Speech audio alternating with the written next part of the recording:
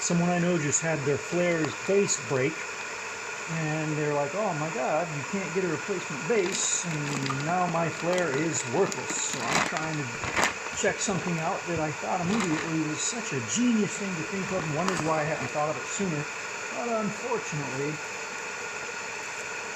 it takes a lot of work for me, and dexterity and deftness, whatever. But it's a workaround for a broken flair base handle. The top part, the handle breaks. Let's see if I can show you where.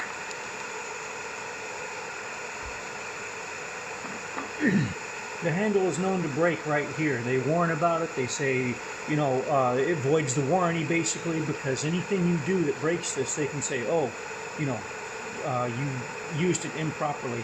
And look how small that is. I don't know if this is picking it up or not with the video.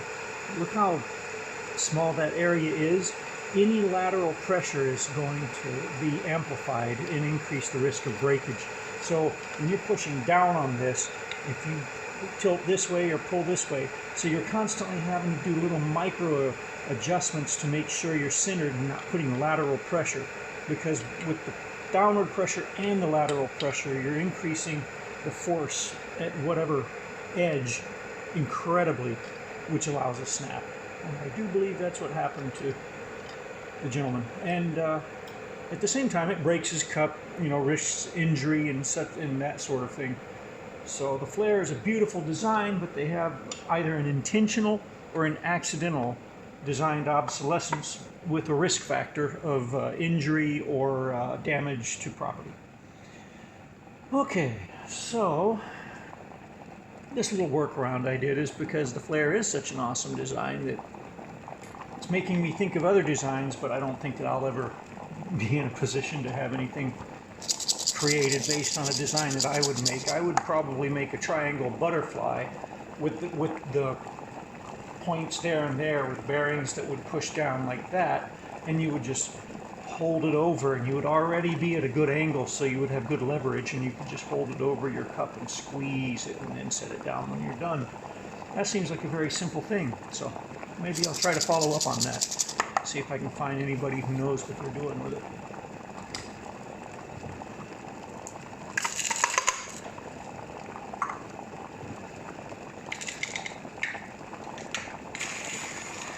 This is almost a perfect grinder. It's the Lido 3. They do advertise it as being a, a static-free cup. The static-free cup is not at all static-free. In fact, I'd say it is pretty heavily static intense. So I forget the name that they use. Somebody on Reddit advised that I put drops of water in the coffee before grinding. And I've worked it out to where I do about maybe 5 to 6 drops of this when the winter comes, and maybe 3 or 4 in the summer because of static varying conditions. But anyway, yeah, the ROK grinder, the Lido 3 grinder is a very, very good grinder with a very accurate grind, and you can do things like stop it with your thumb and hold it, and you're not worried about the slop back and forth too much. It's a straight rod that goes down through very accurate bearings that control the positioning of the burrs so that they don't wobble back and forth and create an uneven grind. I'm no expert on it. I haven't pulled out a magnifying glass, but I've had really, really, really good results with this grinder. The cup is finicky in that you have to get good at putting it on and taking it off, because this plastic and that metal don't play well together. Okay.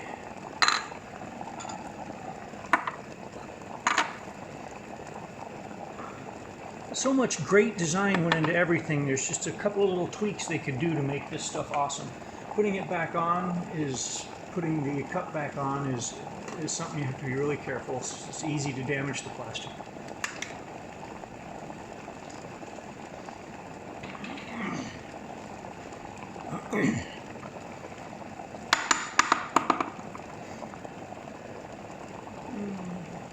different coffees require different pressures.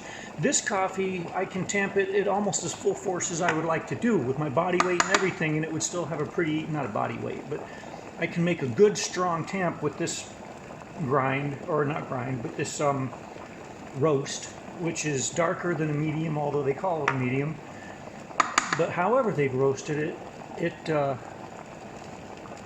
not like when I roast at home. If I roast at home, I can barely put any tamp or it'll stall. And that's with the same grind settings. Pardon the sniffles. Okay. So the pressure gauge on the device increases the risk, because before I would just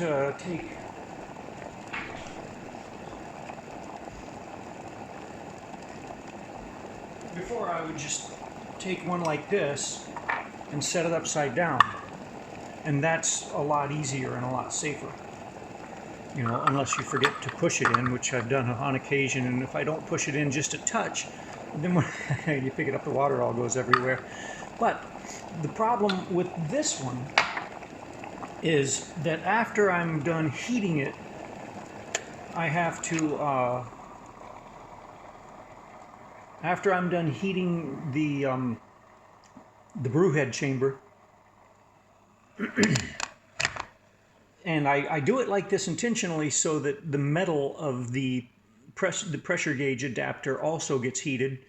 And although this is plastic, or whatever it is, plastic, anyway, I also do it that way because it also preheats that.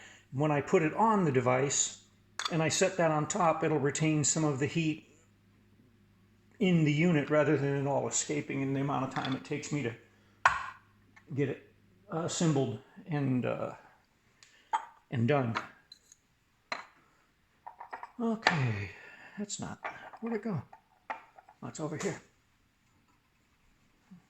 Put the screen on top to help keep the grinds from getting up into the pressure device. With the regular one, it's not that big a deal. If you don't put the screen on and you put the water in carefully, you can still pull a good shot if you forget the screen. Whereas with this one, I don't want to have particles get up into the tube that feeds the pressure gauge. Okay, so I also reheat water again because, I mean, it's a heat sink. It just took a lot. And then I'll do this. I'll put this like that, put it upside down, give it a little push to get it out, put it in place, get this the hell out of my way, pardon the language, and then I wait a second or two. Since I'm doing this method new, I'm kind of like toying with different ways of holding it that'll cause less damage to my hand and less potential coffee on it. It seems like if I get in it like that, that's pretty good. When I put the thing in, okay, that's hot. I have to sometimes use my chin to get it in place. My lid is open because the little device broke. I overfilled this with water this time, but I'm going to try to make it work anyway. I'm certain I'll get spillage on my hand that burns. What are you going to do? So I set it in there kind of snugly so it doesn't fall out easily. Get ready. And then put it in place. And if it won't go down immediately with a good connect, yeah, there it goes. If it doesn't do that little slip over where you know that the bearing is on top of the post, then, okay, now it's time to be quiet and pull.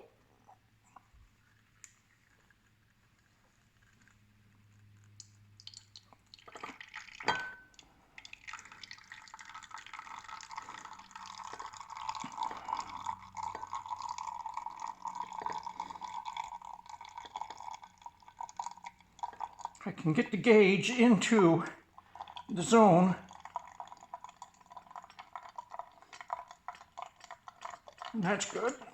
This espresso bean does not make a good crema, so Don't blame it on the pull. The pull would have made a beautiful crema with any that you'd roasted yourself. So it's done. I've spilled some, of course. What are you going to do? I'm getting better at it, but most of the time I don't spill any, but I've only done this about 10 times now, so when I say most of the time, what meaning has it? Okay. And then set it down.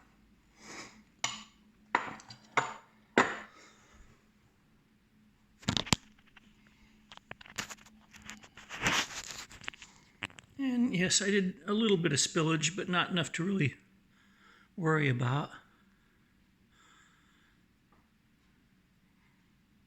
And that's about it. And that's what I'm going to do for a workout, and also in case it ever breaks, I don't have to rely on that. I can just exercise a little bit and get a good espresso without worrying that my flair handle is going to snap off the base. So this is my baseless flair video.